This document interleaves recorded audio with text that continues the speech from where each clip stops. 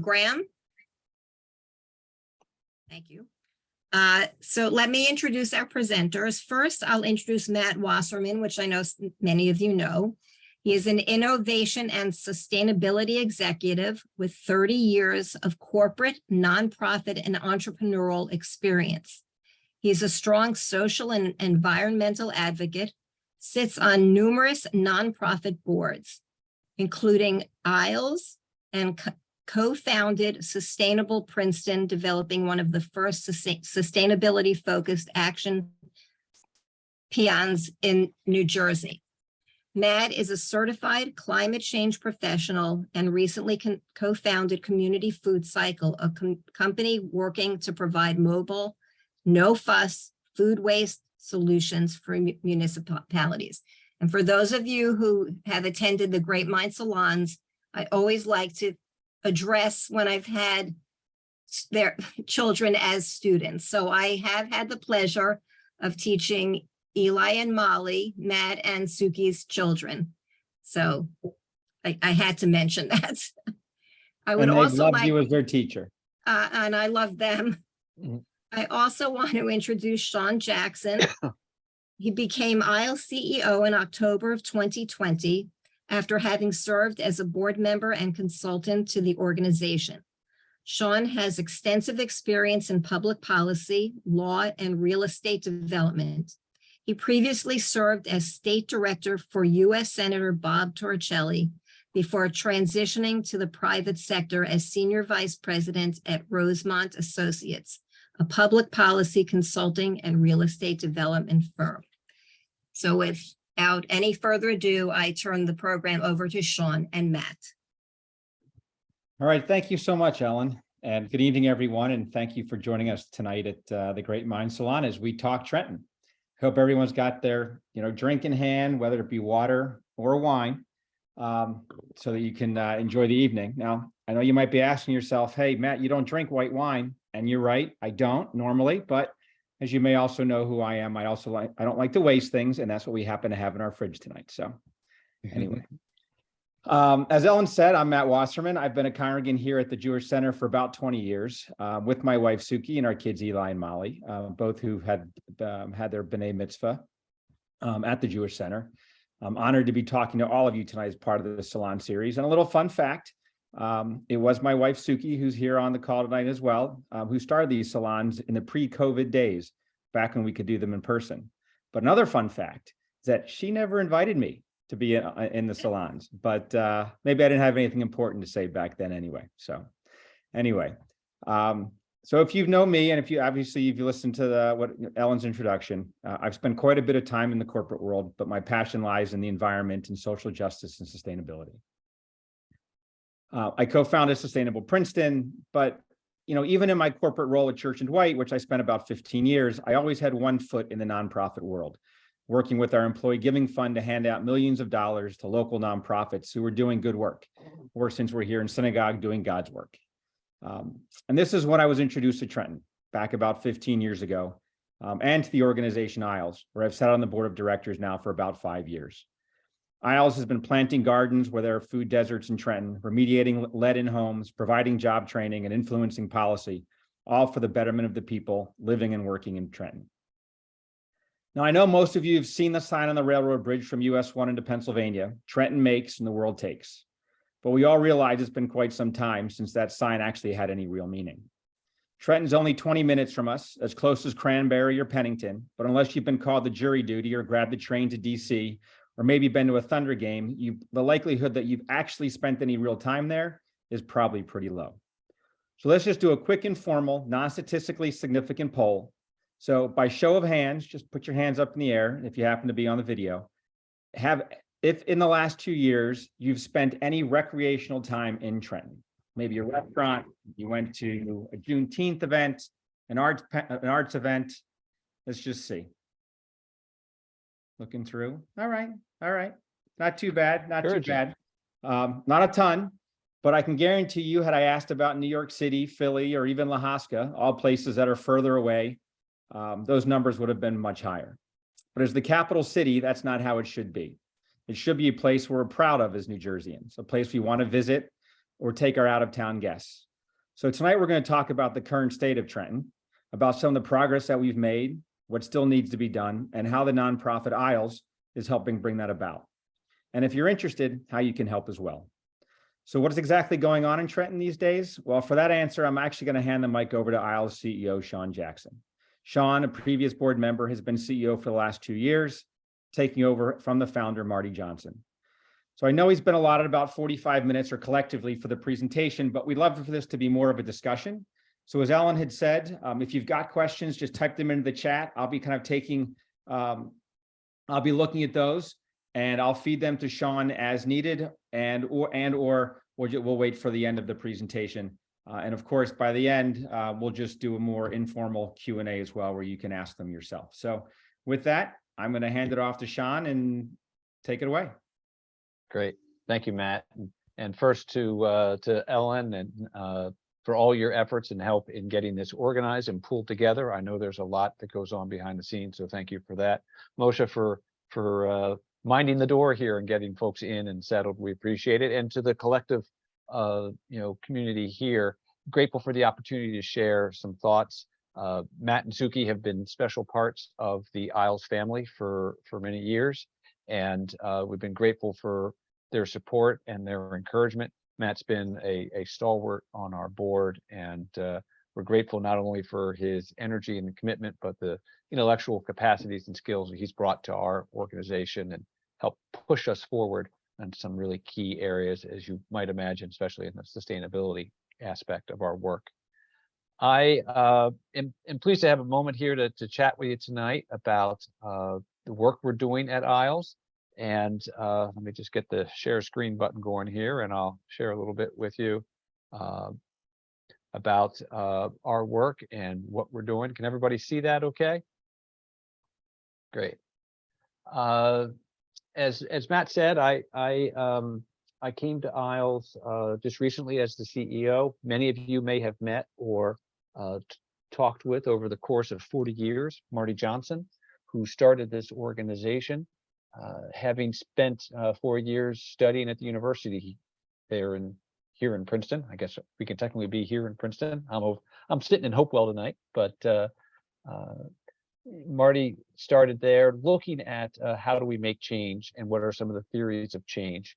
And out of that came this organization, Isles. You have a unique advantage tonight. You get to see how we spell our name.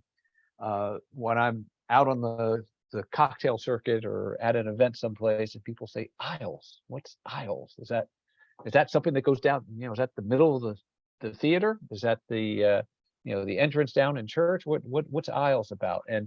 And so I wanted to just start tonight by sharing a little bit about what we've been doing and what we've been about and how we got here.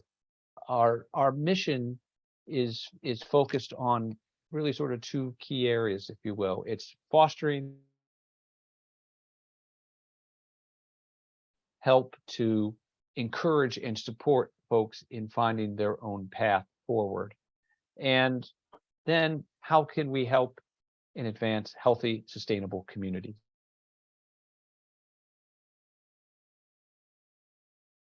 Do their best work. If they're living in an unhealthy home, an unsafe community, an area where it's difficult to get, reliable and sustainable, food, where it's hard to get transportation to work and employment, where you're surrounded by challenging environment, whether that be literally the ground on which you stand or perhaps the conduct of some of the people in your neighborhood. And so we started with this idea of how can we put together the fostering of self-reliance and create these healthy and sustainable communities. But to start, Marty being the academic coming out of Princeton said, what's the theory of change? How do we get to change? And we talked about, first, you got to study. You got to be thinking about what the problems are. You got to be analyzing where the challenges are coming from. And you need to do some learning, not just about what those problems are, but what have others done when faced with similar challenges, similar problems, and similar hurdles. And so we kind of put that thinking and learning together And then it leads us into now, what are we going to do? And what are we going to pilot? And how can that lead us to systems change out in the larger communities that we serve? And that has led us to sort of develop what we call these 4 main pillars of work that we do and how we approach it. First, there's training and education. As many of us appreciate, that's the key to successful life for all of us, is good training and good education. That's the basic building block that leads us all to the opportunity for achieving our own goals, for that self-reliance. Next, we talk about building wealth. And that's sometimes unusual for a nonprofit to be talking about that, but I'll get into why we think that's so significant and some of the work we're trying to do in that area to promote that work. Third, we then talk about the living green and healthy, as we call it. We need to make sure, as I said, that the environment and the community in which everyone lives is a healthy one, a sustainable one, a place where they can be reliably safe and comfortable, so that they can focus on building the skills and doing the training and getting that education so they can make the most of their lives. And lastly, we look at what we call revitalizing communities, because we think that that feeds the ability to create that better, sustainable, and healthy community. So let me take a moment and kind of walk you through a little bit of how we approach those 4 pillars. The first is the train and educate. And the interesting way of how this started, the first block here is about the Isles Youth Institute. That's, you see the young people standing there at the top in their caps and gowns, and some of the students in their classroom, and then down below in the workshops. The Isles Youth Institute really got started in a unique way. We were developing some affordable housing in the city, and young people kept coming up to the supervisor on the job and saying to him, "Hey, how can I get in? Do you need help? Do you need workers?" And our supervisor, would talk to these, mostly young men, typically coming up, and kept saying, "How come you're not in school? Why are you out here? What are you, 15, 14, 16?" Kids were running the gamut. Certainly there were some that were older and had completed school or the like, or maybe had dropped out. But most of them just said, school didn't work for me. It wasn't the right environment for me. I really struggled, and I'm not in school. And so rather than just bringing these young people on and trying to create jobs for them at this construction site, we did what Isles has been about for 40 years, which is, how can we study this problem? Let's look at what others have done, and let's try to pioneer a solution that we think is sustainable and can last. And so in 1992, 93, we started the Isles Youth Institute with an idea of providing the education that those students would need so they could get GED diplomas and be able to, if they wanted to, go on to community college or some other type of training. But we also recognized the need to twin that with the proper training about working in the workplace and some real relevant skills. So we looked at the skill training and thought, well, listen, we're out here doing this construction project. Let's start with the construction skills. And so we have traditionally provided and started originally with doing construction training and OSHA certifications, basic skills with basic power tools and the like, and learning some basic construction practices. But then we also focused on the need to get job readiness, because for a lot of these young people, it's the first job they will have had. And there are gaps in lots of ways in their education, not just academically, not just on the skill side, but knowing and seeing, what's important to be successful at work, showing up on time, being dressed appropriately, being able to take and understand and appreciate criticism. Hey, you're not doing it the way we want it done. We need to have it done this way. You got it. Please do it. but all of those were all those what we now call soft skills that were important to share. And so that's how we pioneered. We were the first, what was then called a youth build in the state of New Jersey. And there are now, I believe, 15 of them. We've been running it since, 1992, and we have graduated over 1,000 plus students, usually doing, between 30 to 40 students a year that move through our program. And it's been, successful and rewarding. One of the key things, though, was the training and the educating gets people on the road to that self-reliance. And they go from there either into maybe onto the county college or out into the workforce, whether it's in construction or some other trade or some other opportunity. We've continued to grow that training and education because we look at how can we take young people and give them an opportunity to learn a new and relevant skill that will help connect them into an emerging marketplace. So you can see there are a couple of them that we have worked on is around environmental related trainings and sources. We did work around solar for a number of years when that first came. We now do work around training folks to become technicians in energy efficiency, and that's insulating homes, insulating windows, getting new and more efficient appliances and stovetops and heating and cooling systems into people's homes. So we're trying to train these young folks in these kind of skills that are going to be in demand out in the marketplace and help them get a leg up and be ready to compete out in the world. Another one that we just started this year, actually two others we started this year. One is Climate Corps, which was looking at the impacts that Trenton is facing around climate change. It's been 10 degrees hotter in Trenton than it is in Hopewell or Princeton or West Windsor. But we know there's big problems as the environment warms, it becomes even more intense in a place like Trenton because there's a lack of tree cover and so much existing building, that unfortunately are often maybe abandoned or underused. So they're not producing anything, but they're still taking up space and not improving the amount of vegetation in the city.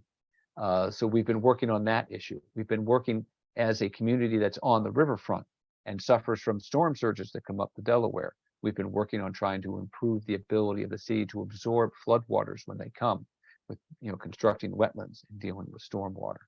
But what we've tried to do with our model at Isles is not just to come up with here are good things we can do, but to make an impact, planting trees, cleaning streams, creating wetlands, but also how we can train these young people at the same time so they can become equipped to go out in the workforce and get jobs with environmental engineering firms, landscaping firms, construction firms that are out building these types of stormwater systems and the like. And so that's our goal and hope that we can continue to, when we see problems like this, bring people who are trained and ready to deal with them to bear on those challenges. A second example of that we've started this year is the Trenton Community Street Teams, which is a new initiative that's come out of our work in the areas of trying to deal with violence in the city.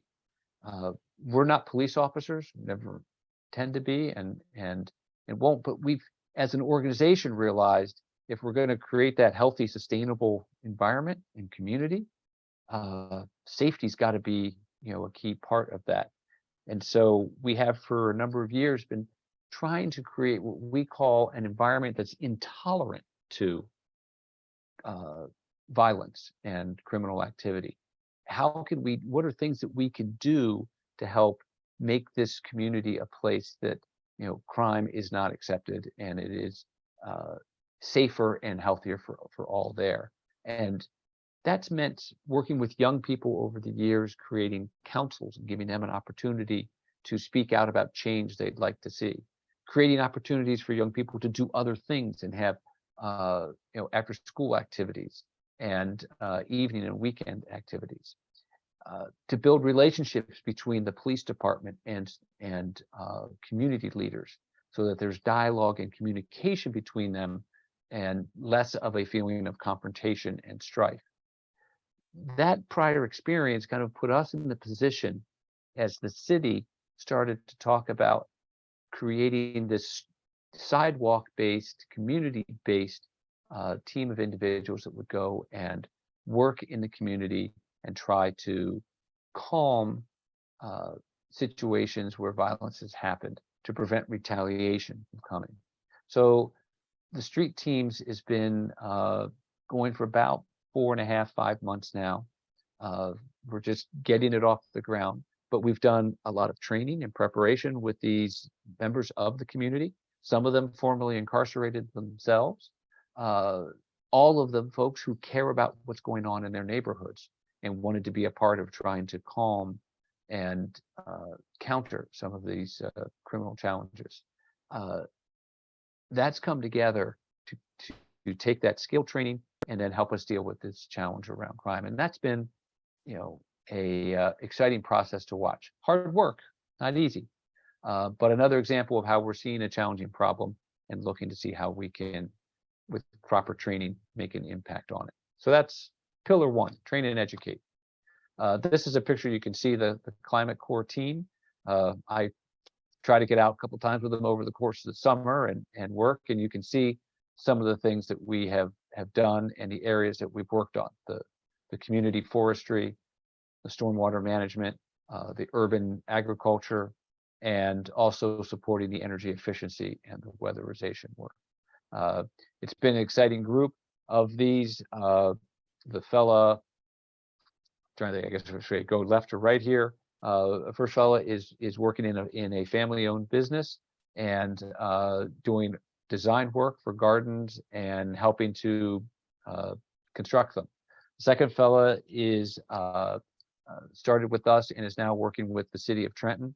The third fellow we actually hired to work at Isles. The young woman in the front next to him is still looking for work. And then the other fellow on the end is working with a landscaping firm. So we've gotten our first class that we've been able to launch and get out.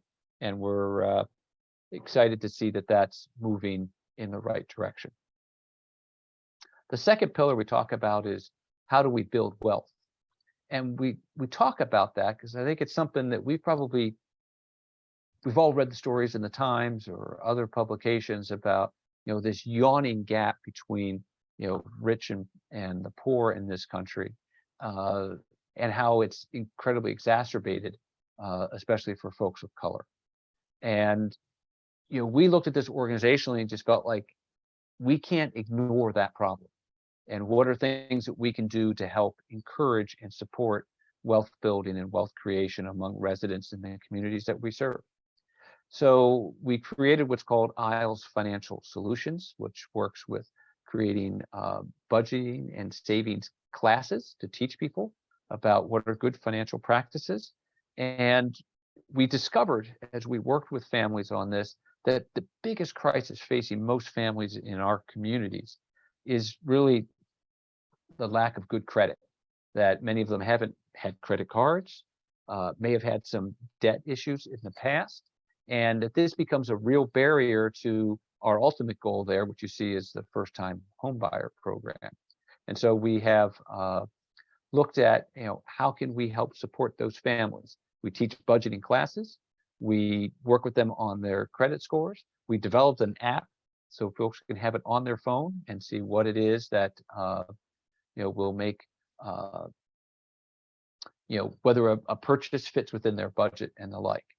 And that leads up to our first-time homebuyer program.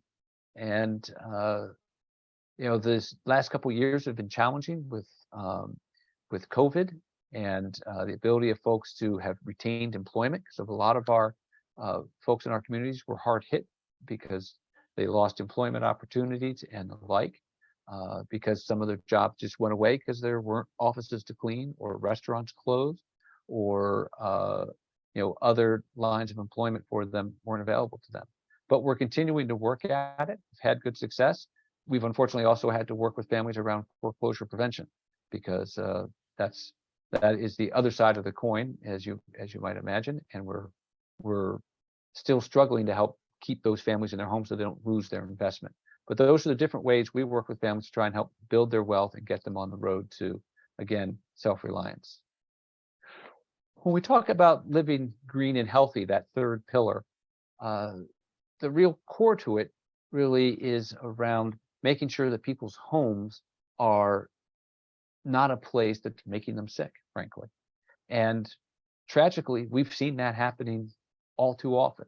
By our studies and our estimates, we think that probably half, 40 to 50% of children in Trenton are lead poisoned in some way, shape, or form, whether that's may have come from the water. Most of it comes from paint. The data we've seen, the data that the state has shared, says that 75 to 80% of all lead poisoning comes from lead paint. And that's been a real challenge in the city of Trenton.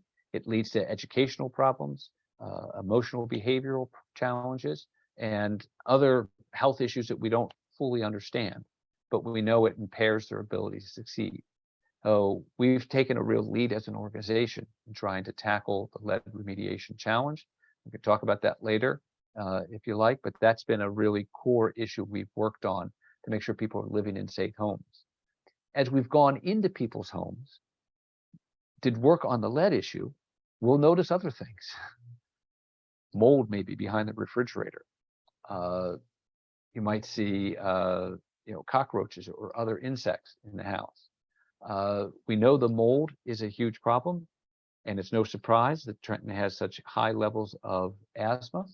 It is only 23% of the county population, but 75% of ER visits for asthma are Trenton residents. And we know there's an epidemic of asthma going on in the city. And we think things like the mold levels and the other place where that becomes an issue is people using, poorly using insecticides and the like to try to get rid of insects in their homes. So we've worked with them to try to deal with those problems. And then we've also worked on, as I talked about, the energy efficiency side. We train those workers to do that energy efficiency work, and then we help get them deployed out into the community to provide those type of repairs in people's homes. Again, that not only gets good work out into the community, but it's also making an impact around climate change and the like. A key aspect of our living green and healthy is our urban agriculture program. We've run 70 plus gardens across the city with an idea of creating an opportunity for families to grow their own additional vegetables and in some cases flowers too. Whatever folks want to grow, it's their plot and their garden to work on. But we have started these gardens. The very first year Isle started in 1981, and we've now grown this up to over 70 different gardens across the city. And it's exciting to see each spring as young people come out, get engaged, and play a role with us in developing these gardens. We provide training for people so they can learn how to garden and what are good tricks of the trade, if you will. And it's really refreshing to see the energy as people come back each year to help us. We have over 200 families that participate in our urban agriculture program. We also work with a garden at each school so that we can teach young people about agriculture and gardening, and also good diet and healthy eating.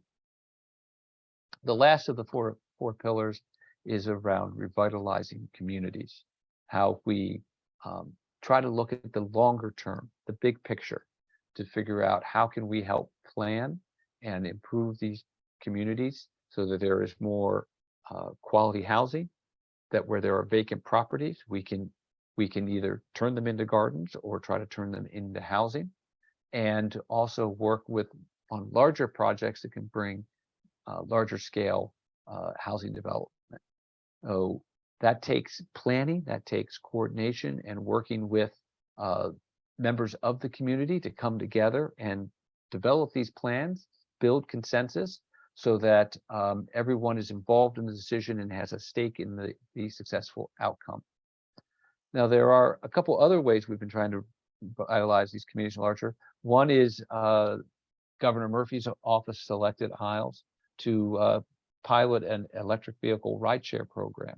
This was an opportunity we saw to bring resources to get obviously healthier vehicles into the city and use it as a way to connect people in the city to job opportunities outside the city.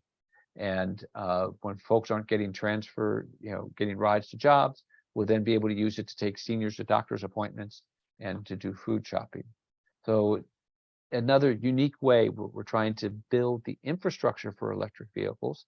These will be publicly available, but also create a chance for folks to get where they need to go to do the work that they have, but to do it in a vehicle that's safe and healthy. Another way we've tried to impact on a larger scale in revitalizing communities is creating, the social profit center at Mill 1. This is an old abandoned warehouse that had been sitting empty for 2+ decades, and Isles needed a place to grow its organization and operation, but we didn't want to just do something for us, and so we sought to create a home for other nonprofits. We now have a dozen plus nonprofits that are located at this 75,000 square foot building. It's a home for Isles. It's a home for these other agencies. Arm in Arm just recently moved in. We have the Coalition to End Domestic Violence. We have a number of smaller organizations, and it's an exciting place where we can collaborate and work together as nonprofits to try to advance our mission. We then started to think about, we've learned a lot over these years, and so we decided to add one more pillar to our structure, and that's what we call the Johnson Center for Learning and Impact. And the goal here and the focus here is how can we take what we've learned over these years from the grassroots and share it with others out in the community in a couple ways. We've done that around, one, trying to communicate to policymakers about where there might be flaws in the policies that they're developing, and that we're seeing the impact of that at the local community. Lead paint remediation is a big area where we got involved at the policy level because the law was entirely inadequate, and we helped get the law changed to improve inspections and requiring that all apartments in New Jersey get inspected for lead paint before people move in, so kids don't get sick, but rather move into a safe and healthy environment. So that's an example of how we wanted to use what we've learned to help change policy. But we also want to be a conduit kind of going the other direction, which is to work with researchers and academics who have ideas they want to pilot and test. We want to be able to help get them connected into the community so that they can learn if their theories are accurate and how they might be refined and might be improved. And so this Johnson Center provides an avenue to connect people with the grassroots.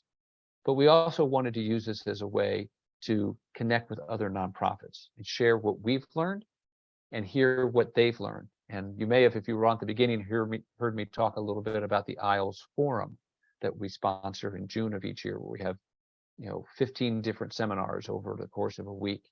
And that's what this Johnson Center helps us make happen. We do this teaching and learning around that work.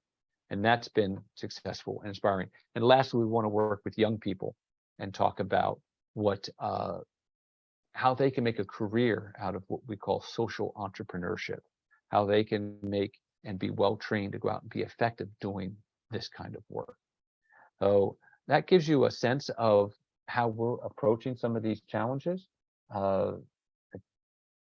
Hopefully I've left a good bit of time. I didn't want to quite go the whole 45 minutes just on monologue. It looks like there may be a couple questions, but be happy to open the floor to any particular piece that we've talked about and see what your thoughts are. Yeah, so Sean, maybe if you could or stop sharing. Sure. And this way I can see more people. And we'll have, folks have a question, they can maybe unmute or raise their hand and I'll let them know. But I think just to get us started, one of the questions was, So is Trenton on the right path, or better yet, is enough work being done to make a big enough difference? So our COO at Isles, a fellow named John Hart, has a great metaphor that he repeats usually once a day, which he calls cups in a bucket.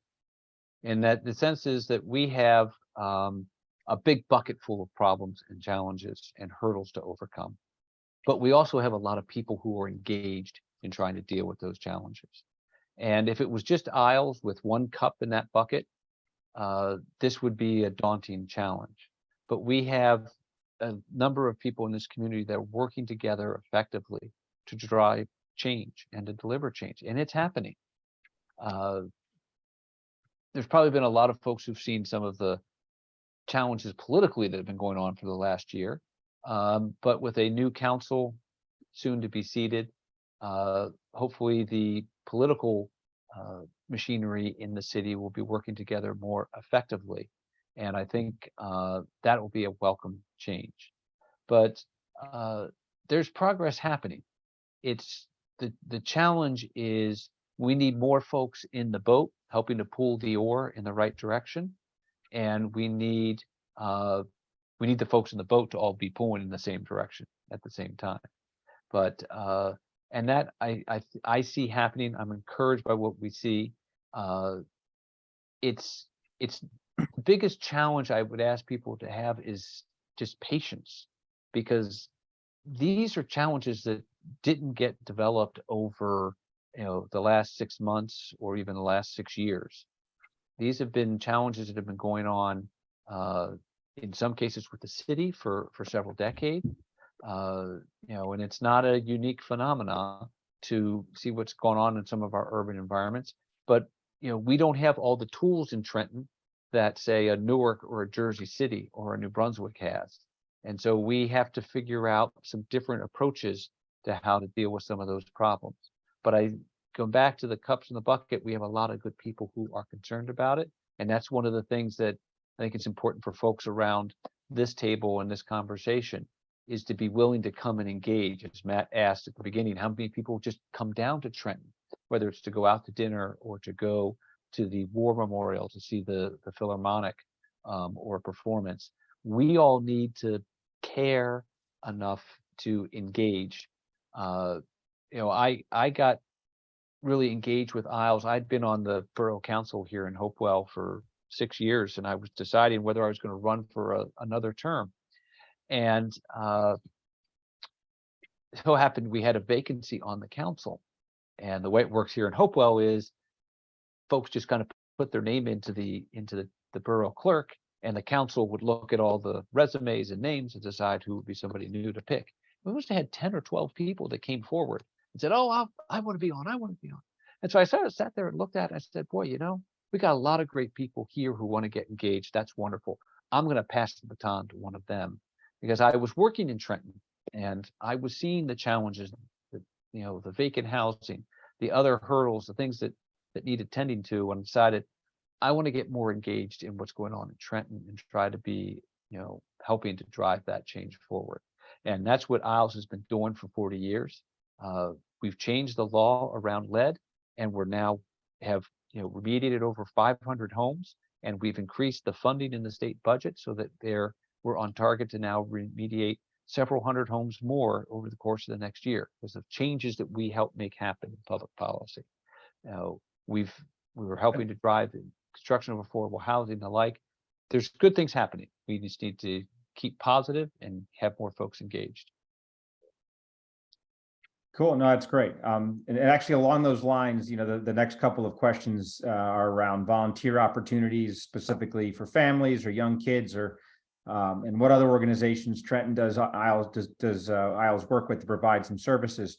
Before I let you answer those, one of the things I would say is volunteer opportunities are obviously great and it's absolutely helpful, but I do think that, something Sean just kind of touched on was, just getting down to Trenton helps a ton. I mean, when my wife Suki was in Trenton a couple months ago, she came back, she was in a meeting, she came back, she's like, "Oh, I just had this great brunch at a place called Skillets.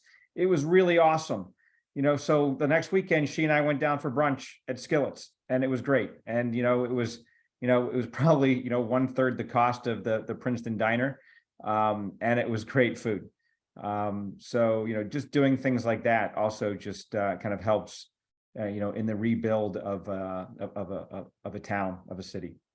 But Sean, I can let you answer the question about kind of volunteer opportunities and organizations we partner with. Yeah, but just to follow on one other aspect of that, another thing that we can do is not pile on. As you might imagine, I hear people, talking all the time about what's going on in Trenton and what's happening. And I often hear so much kind of discouraging words. Come down and check it out and see what's happening. And you'll see there's positive things going on. And, we need to, as a larger Mercer County community, we need to give a damn about what's going on in Trenton and be supportive and encouraging of what's happening. And where we see things that aren't happening, how can you get engaged and help?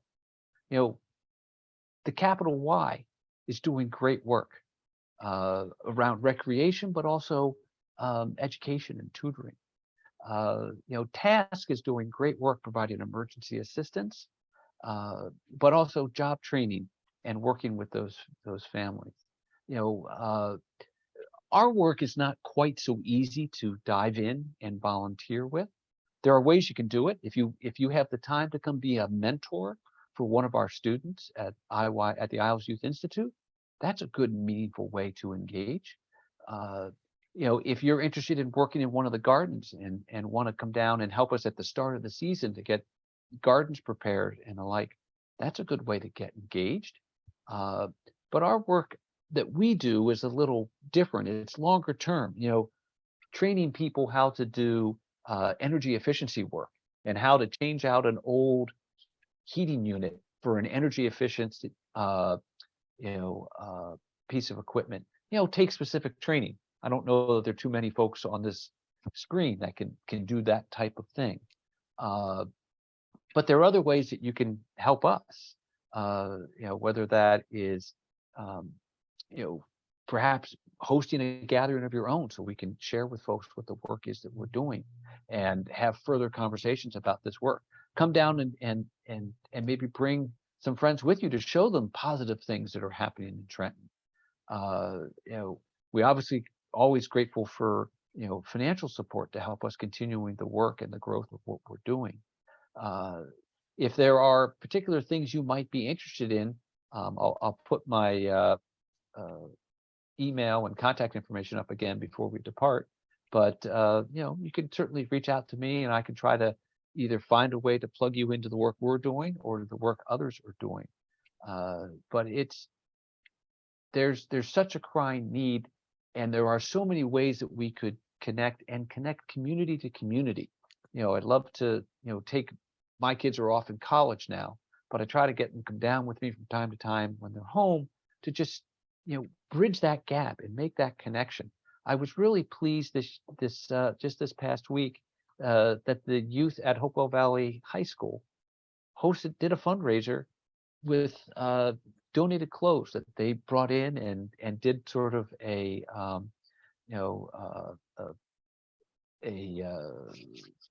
I don't want to say it's not a rag sale, but it was kind of secondhand store sale, if you will. And they raised $150 to send down to Isles to help. And so I just, I'm looking for ways to connect the young people with maybe other young people in the city, just so we get more understanding and connection between our communities. As Matt said at the top of the show, it's only a 15-minute drive, if that, but it can feel like a world away for us as well as for those young people. So I would, let's think collectively and creatively about how we can help make some of those connections. I have a couple of questions that I received during the program, so I'm gonna Lay them on me. ask those. So Louise Sandberg was wondering if Isles is working on the issues families have with their children in the schools. So we work, we don't work directly in the schools other than our nutrition programs that we do. We have a garden at each school. And so we work with classes that come out and work on the gardens, and then we do nutrition and diet programs with the students there. But we're not directly involved with the superintendent's office. The other place where we do work is, as we said, is with students who've dropped out of the high school system and come and go to our Isles Youth Institute. There have been places and time where we have coordinated and worked with some of these students, but that hasn't been our particular focus. If you're looking for an opportunity to do that more directly, I'd be happy to chat with you. Again, I'll share my email and my phone. And there are groups. I happen to also participate with the Trenton Literacy Movement, which is trying to help and support reading for second and third graders in each school in the city. So there are organizations like that are trying to support and encourage things in the school district. Okay, actually, Louise had a second question about safety issues. How is Isles addressing the unsafe neighborhoods, moms who feel unsafe walking their children to school? Yeah, absolutely. I mean, it's, as we talk about those pillars, right? That healthy, sustainable community can't exist if you're afraid to go out the door. We've looked at that over the years in a couple ways. The essence of what Isles has tried to be about is, can we create these islands, and Isles, if we can create these islands of self-sufficiency and healthy, sustainable communities and grow them so that they connect those different islands together and you create and knit together a community. That's what we've been about trying to do. And so our work is focused on how to create that sense of community and trust and support throughout the community. The gardens got started in part because we had done data and research around vacant and abandoned properties being where 50% of the crime in the city of Trenton has happened. And so if we looked at a garbage strewn lot across the street from a house, we wanted to say, again, you might have heard me talk about creating an environment that's intolerant of crime. And so we would go to the neighborhoods and say, that garbage strewn lot over there, where some bad things happen from time to time, if we could turn that into a garden, it's going to be a place that people aren't going to congregate and be engaged in some of the criminal activity we see. So that's one way we've done it. The second area where we've done it is as we've tried to engage with youth over these last couple years. We've been at it for going on probably 10 years, working on how to encourage and deal with the challenges around crime and giving youth alternatives and other opportunities for safe activities on evenings and weekends. We've done it where we've tried to create the environment for those youth to deal with and interact with the police and their elected officials, to talk about what they see as needs for the community, to face and challenge the public safety issues. And then most recently, with our involvement leading the Community Street Teams program, where we are actually a presence every day at Trenton High, at the Daylight Twilight Alternative School, and at the 9th Grade Academy, where we have our teams that are out on the streets in a sort of 4 to 5 block area around each of those schools. So we can be a visible presence so students can feel comfortable as they're walking into the building and not feeling threatened. It's an unbelievable thing. I trust this has not really been an issue in Princeton. I know it wasn't an issue when my kids were walking to school here in Hopewell, but I've heard young people in Trenton talk to me about how much time they have to spend thinking about how do they get to school safely? Which way do they walk? What clothes do they wear or not wear so they don't offend a particular faction or gang? Do they have time to stay after school, or should they really go immediately because there's more students out and about and they're going to be safer in that crowd, as opposed to staying after school to talk to a teacher and then they might be by themselves going home? I don't know about you, but as a parent, I never had to worry about that issue. But that's a real and present challenge in our neighborhoods and in our communities in Trenton. And so that's the thing we're trying to make a difference about. And that's where Street Teams is really an exciting opportunity to make that kind of change. Okay, I think you actually asked the second part of the question about controlling violence, but Hazel wanted to know, how is ISLES funded? Oh, okay. So, so we have sort of three ways that we generally operate, where funding comes from. We've got support from different government agencies and the like that we have contracts to provide certain services. For example, the high school dropout program, and that helps fund is funded through the State Department of Labor and through the federal government to run that high school. We have a number of corporations and foundations that will put out grant opportunities and that we approach and raise different ideas to, and they will come and fund the work that we do. The real critical kind of funding comes from individuals and philanthropic organizations. And the reason I say that's so important is that's the funding that enables us to kind of pilot and develop the programs and the initiatives that we've been able to grow over the years and find success in, that the government will then support. So that last piece is so vital because we'll see things that we think are a good way to approach a problem. For example, right now we're trying to pilot and help promote in our urban agriculture program more entrepreneurial activity. How can we help families have an opportunity to maybe it's a side hustle, as they say, a side business, or maybe it becomes a full-time vocation for somebody. But we'd like to be able to see how we can connect and capitalize on this farm to table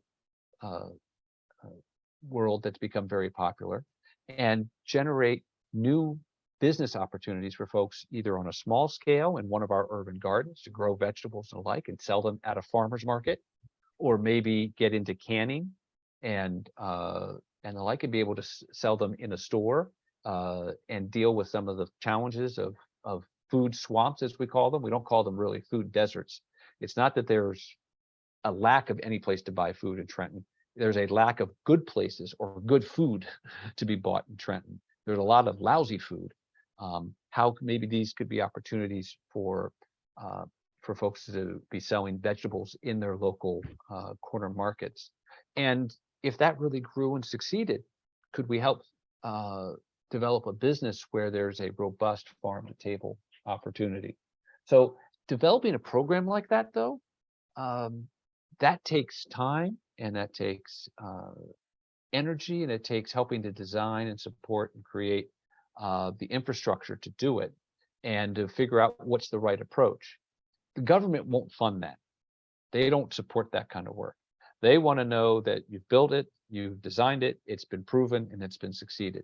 And so that's where support from folks like on this call is really important, because that enables us to figure out what works, what doesn't work, what have others done.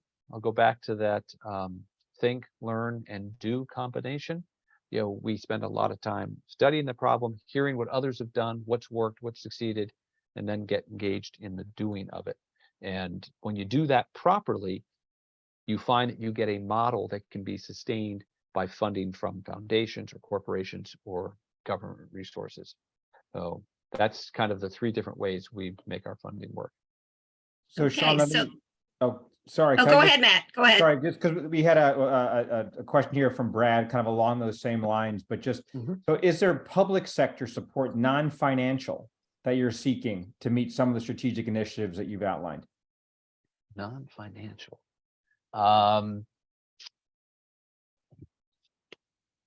So there's support that we get from different aspects of Brad, you're asking about government, right? If other government related help.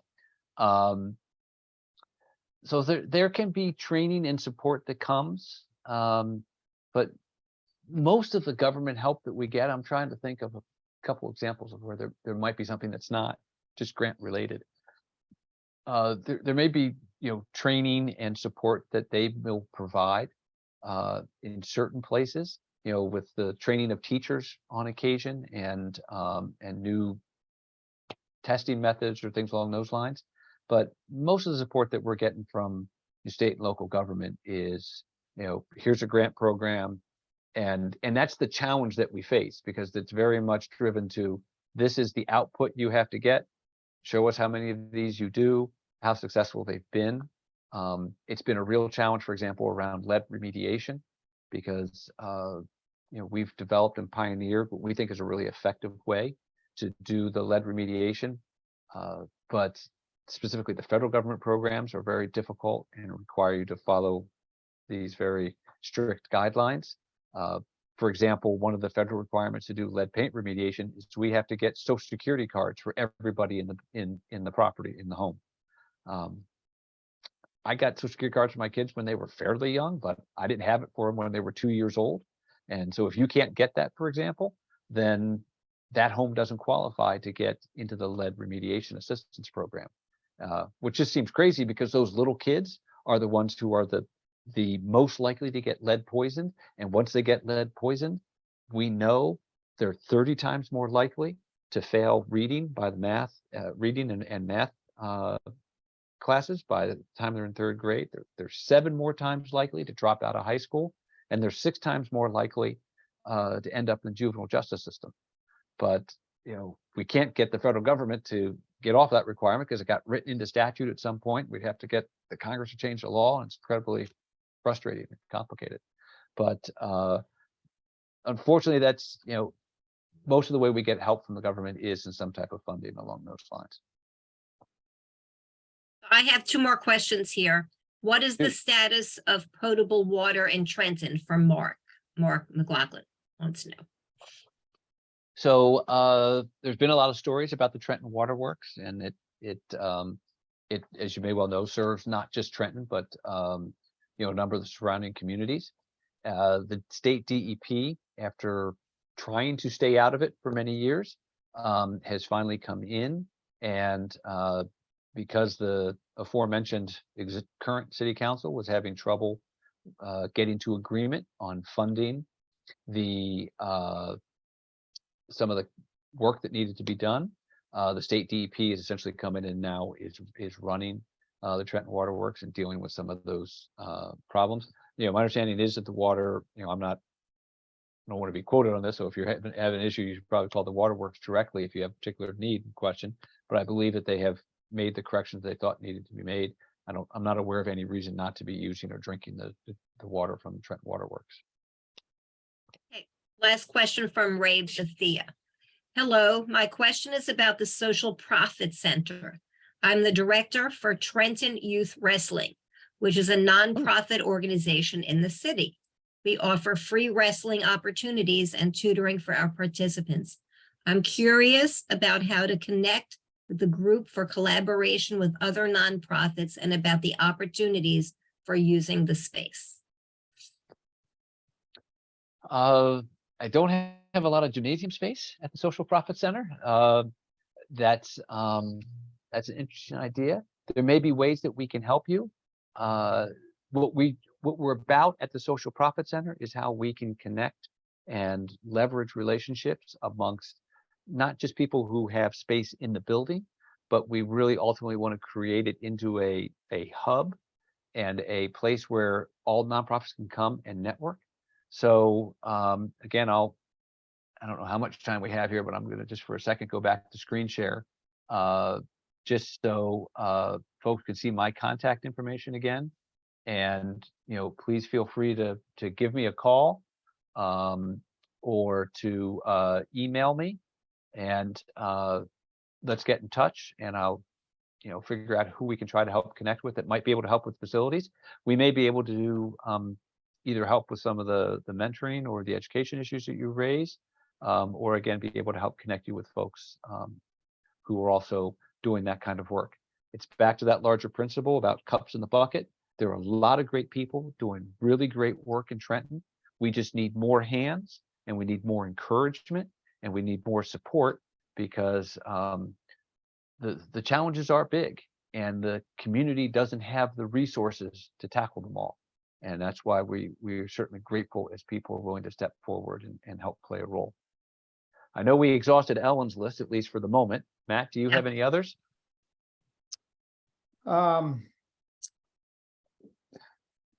Not from, I think we're good. I mean, I know we're Yeah. over time now, so I'll let Ellen. Okay, so does everybody have the email? So Sean can stop sharing. Sorry. Yeah, let me stop sharing that. So I that's wrote there. it all down, so if Okay. anybody needs it, yeah, Okay. great. And our website's pretty simple, just, aisles.org. So you can certainly find us that way. And happy to chat. Grateful for the opportunity to spend time with you tonight and to have, such it's great to be able to get people together this way. I would love to be in a place where we could sit around a table and connect more directly. I'm happy to do that with anybody that's interested in doing that. If anyone's interested in hosting something like this at their home, Matt and Suki were kind enough to open their home. We had about 30 odd folks a month ago around their fireplace talking about these issues. And the more folks that we can get engaged and the more ideas that we can get flowing, it's energizing for me, it's energizing for our organization. And we know it makes an impact with folks in the community who are grateful to see folks willing to come and commit resources and time and energy. Well, I would like to thank you, Sean, for a very informative presentation. And I want to thank you and Matt and Suki for the wonderful work that you're doing. And I'm so glad that Suki contacted me to let me know that, you were available to do this. And it was really very heartwarming to hear about the work that you're doing. Thank you so much. Well, I appreciate very much the time and the opportunity to share with you tonight. This work doesn't happen by ourselves, and whether it's an interest in maybe mentoring some of our high school students or working in one of the gardens or helping to fund some of these programs, whether it's, so we can, have more of those students getting opportunities, or whether it's to help us create this new entrepreneurial food to table program. That's the type of energy and support that, we are grateful for and appreciate, and be happy to sit and talk with anybody who wants to explore or learn more. Or if you're interested in hosting something like this in your living room or backyard, I certainly appreciate the opportunity to do so. Thank you all. Thank you. Thank you for Thank you, everybody Alan. who attended. Thank you very much. Thanks all. Have a great night.